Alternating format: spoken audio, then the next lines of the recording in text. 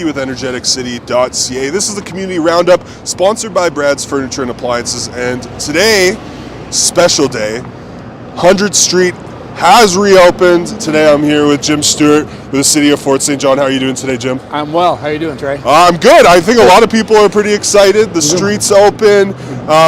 It's been closed all summer long. What went into the reconstruction of 96th to 99th Avenue? I know a lot took place this summer. A lot took place this summer. The project actually dates back to probably about 4 or 5 years ago. We had some major infrastructure failures on 100th Street at 100th Avenue intersection, and it came to, at that time we looked at the underground infrastructure and realized it needed to be replaced. It was tired. It was 1950 infrastructure, and it was designed for a town or a village at that point, right? Not a city. And so in doing that, we realized we had an opportunity, because we were going to replace the water and the sanitary sewers and upgrade them. And we had an opportunity because we're going to have most of the road ripped up just to do that. So we decided to do a bit of an evaluation of what the community actually wants this street to look like. And 2019, we had a very in-depth charrette process where it was a very in-depth engagement with the public. We brought in all the major stakeholders, the businesses, the Chamber of Commerce, the seniors, and had a public engagement, a very intense 1 week public engagement process where we looked at multiple options, from leaving it exactly the way it was to closing it entirely to what we have today, which is essentially 2 lanes, one in either direction, through, and a common left turn lane in the middle. And before we went live here, I was actually talking with Ryan, who's behind the camera. I'm giving you a shout out, Ryan, communications manager with the city. And we were talking about there have been some complaints with, specifically on social media, people talking about bottlenecking. But one thing that Ryan had said is most people who'd been here for a while, once they're traveling up 100th, to avoid the left lane. Yeah.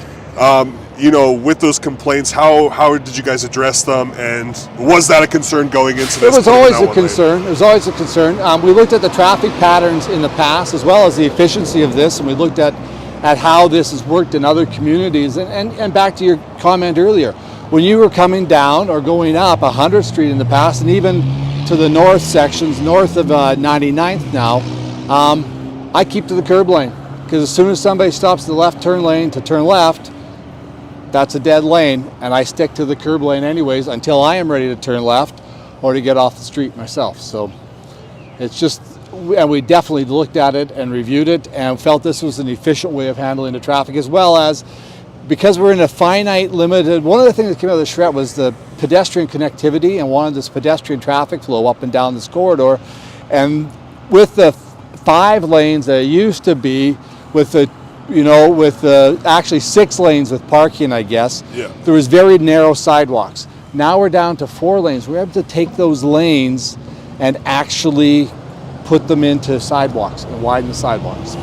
That's awesome. And just to kind of, during the summer, a lot of work went in again between 96th and 99th Avenue. It's a 4-phase project. When is it supposed to be complete again? It'll be completed probably at the end of 2023, maybe. Oh, okay. I was about to say 2024, so there you go. That's a good thing I asked you there. That's 2 more years of work down the road, and we're anticipating that will be an effective time frame to do it. And for the second phase this summer, kind of if you could walk me through over the past months, like how the focal point was. I know we had seen Councillor Trevor Boland put on social media too, I believe, and don't quote me on this, but I think it was August was, a big focal point on, laying down the concrete. Could you kind of give me like a month by month focus there? Okay, as the project started off with the removals of all the existing infrastructure, this is the first time we've actually probably seen a project handled like this inside the city. It had a bit more of a uptown feel with it. We had the project completely fenced off. We left one of the sidewalks open to allow pedestrian traffic up and down the pathway still, and then we completely removed all the infrastructure, all the concretes, all the asphalts, all the sidewalks on one section of it at a time. And then we started putting in storm sewer and running storm sewer up to the top. And then we started doing deep utilities in terms of, actually I think the water main and the deeps were first, storm was last. but we started with the deep utilities. We replaced the water main all the way from 96 all the way up to 99th, and the sanitary sewers and the connections, and then the storm sewer all the way up. And then we started bringing in and rebuilding the road structure after that. And after the road structure was in place, at that point we could start dealing with the surface works, the concretes, the curb, gutters, the concrete center median lane, this concrete center lane, not median, the concrete center lane. It looked like a median for a while there during the construction, but it was definitely not, and never was that. It was always a traffic lane for a common left turn slot. And now you talk about the wider sidewalks, as you can probably see here. Yep. Jim and I could both fit on it. I'm a large human being, so you would think probably prior I wouldn't be able to fit on it with another pedestrian, but let's just walk up here, Jim. I just want to see the new benches. And we have the planters, so what went behind the design of the planters and the benches and kind of the thought to add these up 100 Part of the charrette process was they wanted to increase the look and the feel and the sense of community that generated from having community trees and street trees and stuff like that. And actually, a lot of work went into installing these trees in terms of there's a complete piece of infrastructure underneath each one of these trees that accommodates the soils that the trees and the medium that the trees will be growing in, as well as we have put in irrigation to help these trees survive. That's awesome. And then I know some crews are still kind of doing some finishing touches. Finishing touches. There's still wiring and stuff. We're outside of the traffic patterns.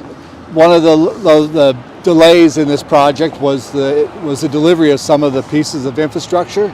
The new street lights had supply chain problems in terms of the extruded aluminum as well as some of the electronic components, and we finally received those. So that's the last of the actual in-road works, and now we can work on the sidewalk side and do the wiring and stuff like that from the sides.